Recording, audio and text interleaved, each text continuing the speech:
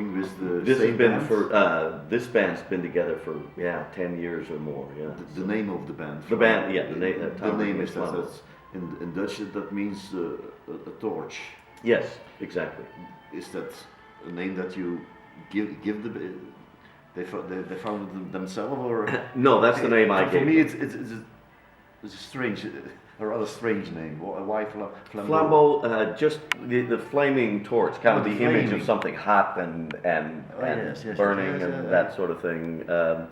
You know, people used to comment that they thought my violin was going to burst into flames and that sort of thing. So it seemed appropriate.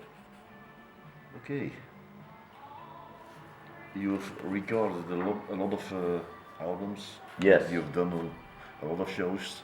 Yes. What's your inspiration to go on? I love. Because it's always traveling, always Yeah. other places. Yeah. Always maybe the same. Because you're doing. Interestingly, never really the same. Hey, I mean, certain aspects. I'm sure of about life, that, but somewhere it's you're doing the same. Yeah, you have to please the people. You have to be on stage. yes, but that's a You great. have to put yourself. That's into that's it. the fun. That's the fun. That's not the But sameness. That's the challenge. Where can you of it. find your motivation? Motivation. In communicating very powerfully with an audience, that's where the motivation is. In writing new music, and immediately, you know, because I've got this great band that can play any style. I have a new piece of music. I put it on stage right away, and I find out whether people respond to it, whether they like it. I get the you know, the feedback instantly from audiences. I love playing live. I just have always loved being on stage, you know, getting out there and just the challenge of trying to connect with an audience. That's fun to me. Plus, I do have a great band. You know, they're all very experienced. They're all really strong players, and again, that live interaction is a big part of why I do it. I have some of your latest albums. I see. You're the one. You're the one. Yes. And this album, this one is dedicated to two persons. One is Mr.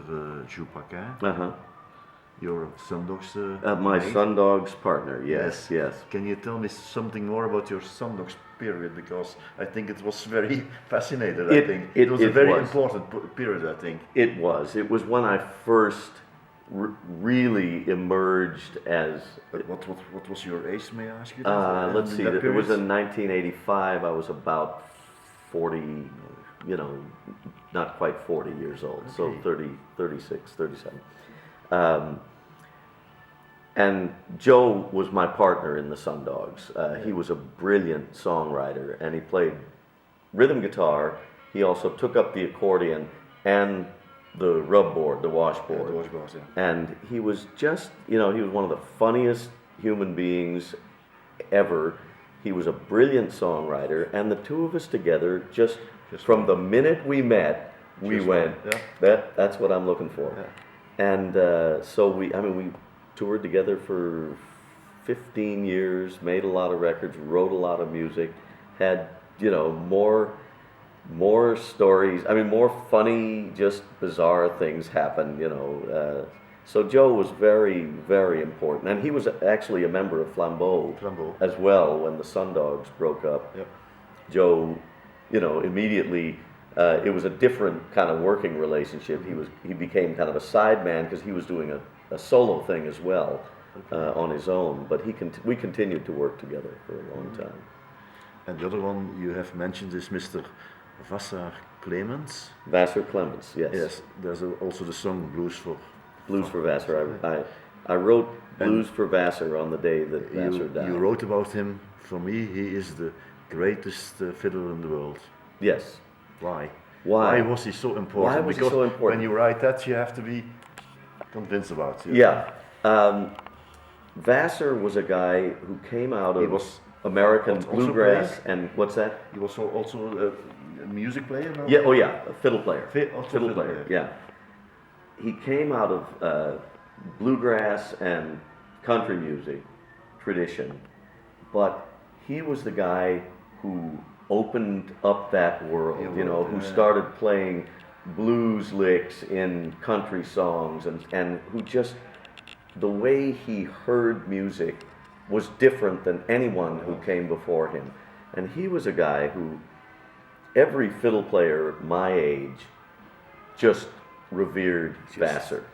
And when I was first starting out, I had just happened to meet him at a radio show where my band was playing, my bluegrass band was playing, and we're in the middle of our little set, playing to an audience and out over the radio. And I look up, and Vassar Clements walks in the door, and I just went, "Oh my God!" It's like I just wanted to hide, And Vassar and I became friends.